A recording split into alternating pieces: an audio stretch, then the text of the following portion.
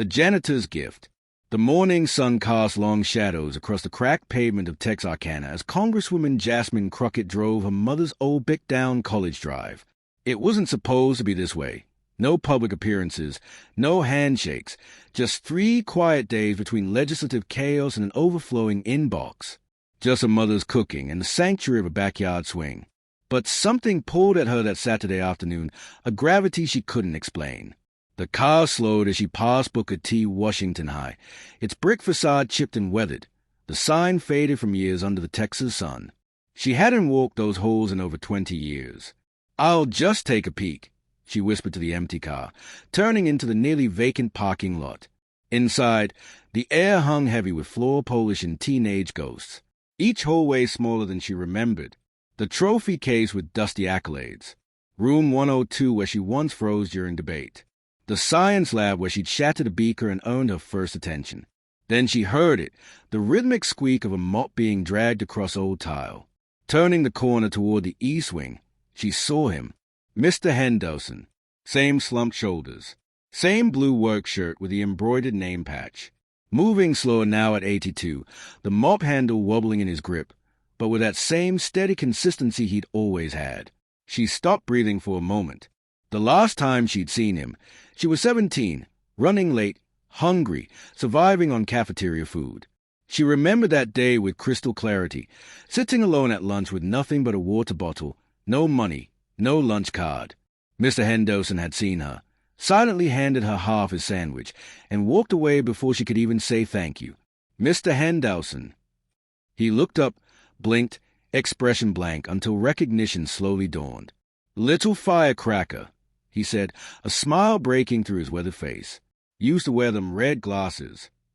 "Still got them," she laughed, touching the frames. "Just needed a break from D.C. Came home for the weekend. And you decided to spend it here." He chuckled, leaning on his mop. "Guess I miss the old place." He looked around like he was seeing it for the first time. "Ain't much change." She took a step closer. "You still working full-time?" "Yep. Can't retire yet. Not with these bills." "But you're how old now?" 82 next March. Jasmine's stomach dropped, but she kept her expression neutral. "You should be resting. You earned that." "Earned? Maybe. Afford? That's another thing." He said it casually, like discussing the weather, but it lodged in her chest like a splinter. She watched him shift his weight from one leg to the other, his left knee bending slower than the right. Years ago, he used to whistle gospel tunes while he cleaned. Now there was only silence and the squeak of the mop bucket. "You remember me?" she asked quietly. "Course I do. You used to bring your books in that little rolling suitcase. Thought you were grown." She smiled. "It was either that or broken back. I had 6 AP classes. Always had your head down in a book. You ever think about retiring?" "Every week," he said with a small grin. "But life don't care much about thoughts. You retire when you can, not when you want." "Is it just you?" "Still on Pine Street. Moved 2 years ago. Rent got too high. Down by Willow and 7th now." He adjusted his grip on the mop. "Still walk to work." "That's nearly 2 miles," she said, eyebrows rising. "Don't feel it if you don't think about it." She swallowed hard, eyes dropping to his shoes, worn black Skechers with soles nearly flat. The weight of what he was saying pressed against her ribcage. "I remember the turkey sandwich," she said softly. He stopped mopping. "You sat with me that day," she continued. "I didn't have anything to eat.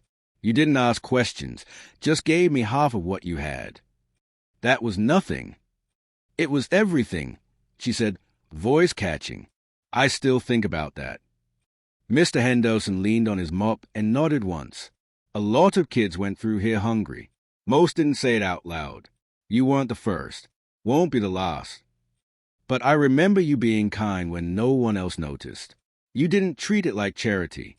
You just treated me like a person." He sighed and took a seat on the janitor's bench by the lockers, motioning for her to join him. "You ever think about how fast this place empties out?" he asked. "Kids come and go. Staff rotates, but I stayed. Guess I got used to being invisible." "You were never invisible to me," Jasmine said. They sat in silence before she asked about changes in the school, the new principal, the dropout rate. He answered with stories laced with dry humor and uncomfortable truths. The more he spoke, the more it hit her. This quiet, dependable man had given decades of his life to a place that barely acknowledged him. No spotlight, no plaques, no retirement party on the horizon. She noticed how he shifted uncomfortably on the bench, rubbing his lower back. "You ever get help?" she asked. "From the district or anything?" He shook his head. "I asked once. They told me they'd look into it. That was 4 years ago." She didn't respond. Not yet. But something was taking root inside her, a quiet fury at a system that could use a man for decades and discard him like a spent mop head. The next morning found Jasmine back at the school before sunrise. Something had pulled her from bed while the sky was still dark. The side door was propped open with a rock, just as it had been years ago. Her heels clicked softly against the tile as she walked with purpose. Mr. Henderson was already at work, polishing the windows in the front office. "You're back," he said without turning. "You always show up this early." "Every day. Been doing it since '86. Place gets too loud after 8. She leaned against the wall. "Mind if I keep you company?" He stopped wiping and looked at her. "You still a talker?" "I'm a congresswoman. It's part of the job." That made him laugh, his shoulders relaxing momentarily. She asked him to take a break. They walked back to the same bench, his step slower today, more deliberate. "I've been thinking about that sandwich for over 20 years, she said without preamble. He looked at her, confused. "I don't think you knew what you were doing that day. I was hungry, yes, but more than that, I felt seen, like someone actually cared." Mr. Henderson rested his hands on his knees. "Was just a sandwich." "Not to me," she replied. "I had just found out we were losing the house. My mom was barely getting by. I was ashamed to ask for help. Then you sat across from me, gave me half without saying anything, even gave me your oatmeal cookie." "I don't even like oatmeal cookies," he muttered, but there was a smile in his voice. "You gave it to me anyway." He nodded, his expression softening. "You reminded me of my niece. She was bright like you, always had a stack of books and too much going on in her head." "What happened to her?" "She died young. Lupus. She was 16. The hallway grew quiet. Jasmine reached out and placed a hand over his. "I'm sorry." He didn't pull away, just looked down at their hands. "She wanted to be a lawyer," he said she'd come back and buy me a house when she made it big. Jasmine swallowed hard. "She would have been proud of you." He glanced at her sideways. "You ever wonder how many kids pass through this place without someone in their corner?" "Every day. That's why I ran." "You ever tell them that?" "Sometimes. Most of the time they don't believe me." "Well," he said, "they should." They sat like that for a while. Two people connected by a hallway, a sandwich, and a silent promise made years ago. Jasmine looked at his shoes again, worse than she'd initially thought. The laces frayed, one eyelet bent inward. "What about your knees?" she asked. "Arthritis," he said with a shrug. "Ain't got the money to fix it. Long as I can stand, I work." "That's not right." "It's life." "No," she said, firmer this time. "It's a broken system." He didn't argue, just stared at the faded class photo hanging across from them. "You know I make laws now," she said after a moment. "I know. You think people like me forget where we come from." "Some do." She didn't take offense. "Then let me prove you wrong." Jasmine didn't say goodbye when she left that afternoon. She said, "I'll see you tomorrow." Her mind was already spinning with possibilities as she sat in her car watching him through the windshield. He slipped his mop back into the storage closet, turned off the hall lights, and grabbed a small plastic grocery bag from under the desk. Not a lunchbox, but a grocery bag containing a sandwich, half-drunk water bottle, and a roll of mints. That's all he had. She started her engine and pulled out, following him at a distance, down Sycamore Street, then onto Willow Avenue. He stopped twice to rest, once on a bus bench outside the old laundromat, once by a worn fence near the shuttered gas station. No bus ever came. No taxis.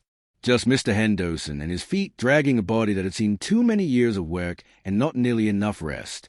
Finally, she saw it, a single-level apartment complex near 7th Street, built in the 70s and never remodeled. He disappeared inside, and she sat there for 5 minutes, anger building in her chest. This man who'd cleaned up after thousands of students, who'd given her food when she had none, was living alone in a crumbling apartment and walking 4 miles daily just to clean bathrooms and wipe tables. Back at her mother's house, she sat at the kitchen table, pushing food around her plate. "You look like something's eating at you," her mother said. "It is.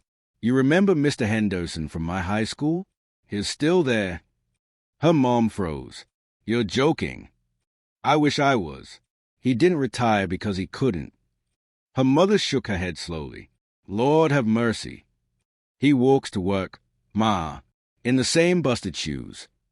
So what are you going to do?" That was the moment it crystallized. "I'm going to make sure he never has to mop another floor again." Her mom reached across the table and squeezed her hand. "Then you do it, baby, and don't you tell a soul until it's done." Jasmine stayed up most of the night sketching out her plan. Her phone buzzed with quiet texts to trusted contacts, former classmates, a mechanic she dated in junior year, a school administrator still at the district office.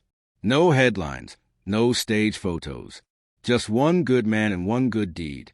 By Sunday morning, she'd made 15 calls, not through agents or assistants, just real people with names stored in her phone as Tasha Band, Corey Hoops, and Big Nate from chemistry. Some hadn't heard from her in years. Some answered on the first ring. "Wait, Jasmine Crockett, Congresswoman." "Just Jasmine today. I need your help. It's not political. It's personal." Nobody asked for details before saying yes. The goal was simple. Surprise Mr. Henderson with something he'd never buy for himself but desperately needed. A car. Something solid and dependable. Something that could carry him to church, the grocery store, and the occasional barbecue without breaking down. That's where Mike came in, the mechanic she once flirted with behind the gym. Mike answered with a raspy voice and attitude until he heard what she was trying to do. "You want me to find a car for Mr. H. Something reliable, clean, no rust, automatic transmission," she said. Then added, "Red? Has to be red. He used to tell us red cars make you look younger." By midday, Mike had found a used Jeep SUV, cherry red, low mileage. The dealership owner in Texarkana had heard about Mr. Henderson and knocked a few thousand off the price.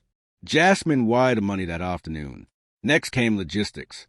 She needed Mr. Henderson outside near the school parking lot Monday morning. She called Principal Wyatt, who still carried a whistle around her neck. There was a pause before Wyatt said, "I'll take care of it. Tell him the flagpole light's out. I'll make sure he's where you need him." That evening, she cleaned the car with Mike, scrubbing the dashboard while he hosed down the tires. "You sure you don't want a photographer or something?" Mike asked. "Nope. Not even a little news coverage."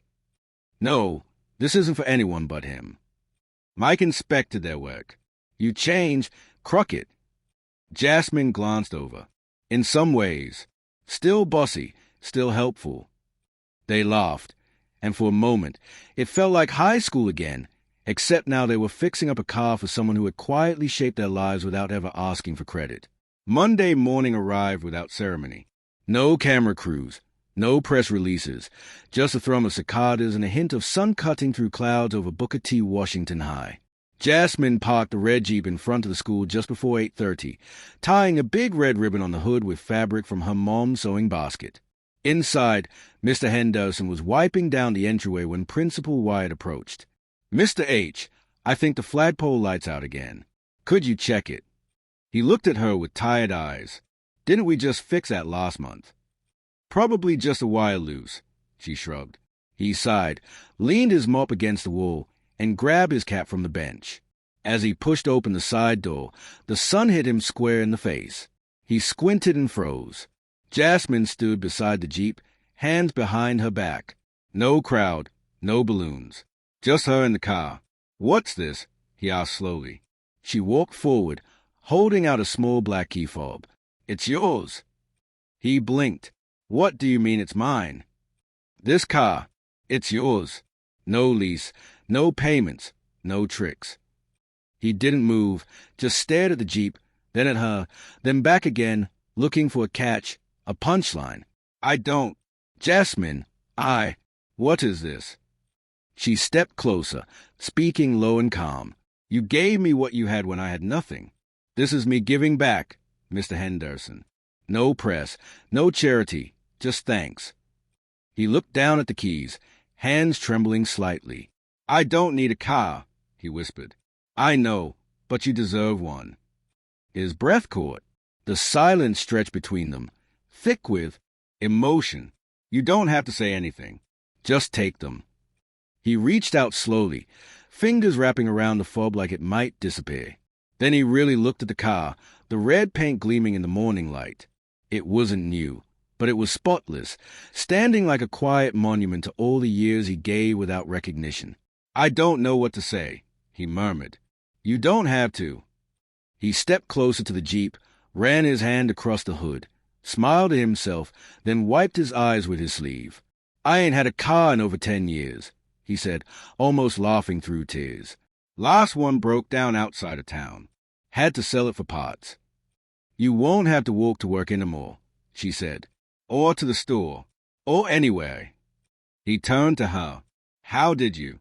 Why now? Because someone should have done it long before me, and because I can. They stood side by side, staring at the vehicle like it was alive. Then Mr. Henderson looked up at the sky. She would have loved this. Your niece? Jasmine asked gently. He nodded. She always said red was my color. He opened the driver's door slowly, like it might vanish if he moved too fast, and sat behind the wheel, hands resting on it like a man returned from a long war. The principal watched from the doorway, along with 2 cafeteria workers who'd wandered out. No one spoke. They didn't need to. The engine turned over smooth as silk when he pressed a button.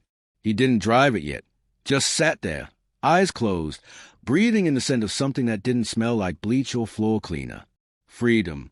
Thank you, he said finally, his voice cracking. Jasmine stepped back. You gave me a sandwich. I gave you a Jeep. I think we're even. He laughed, shaking his head. Not even close. But it wasn't about getting even. It was about honoring a promise never spoken aloud. Later that afternoon, Mr. Henderson found Jasmine seated on their bench, sipping coffee, watching cars roll past. He sat beside her without speaking at first. I took it for a little ride, he said after a while. Just around the block. She smiled. How'd it feel? Like I was 40 again. Didn't realize how much I missed that wheel in my hands. They sat in comfortable silence until he said something unexpected. You know, I almost quit this place back in 97. She turned to him. Why didn't you? He looked down at his fingers, twisting the worn fabric of his work pants. Because of you. Jasmine blinked. Me? You don't remember? That same week, your dad had just passed.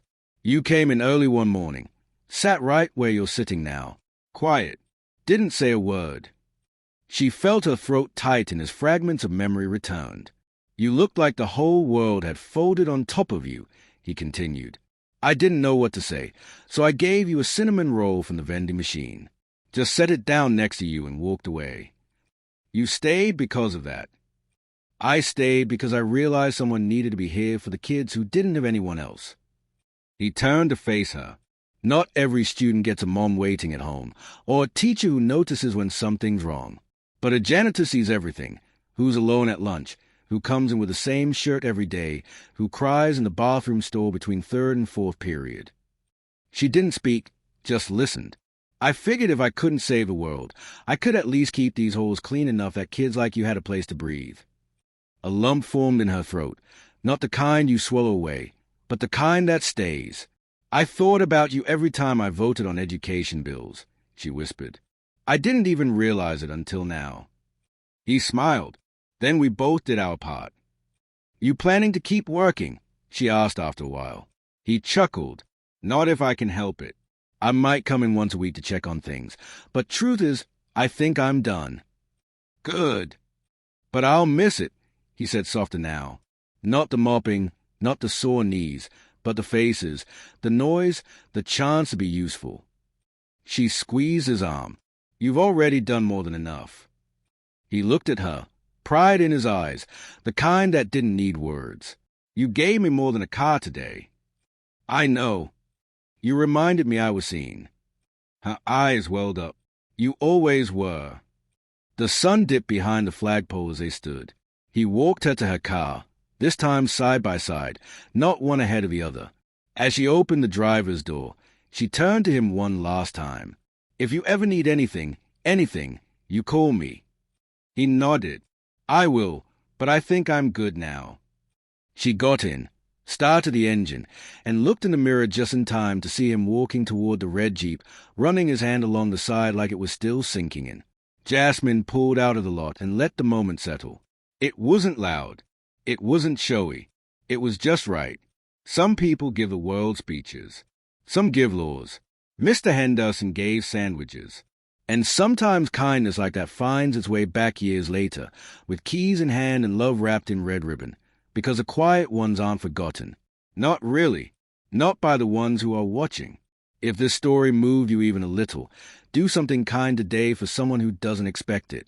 It doesn't have to be big, just real. If you enjoyed this story, don't forget to like, subscribe, and turn on the bell.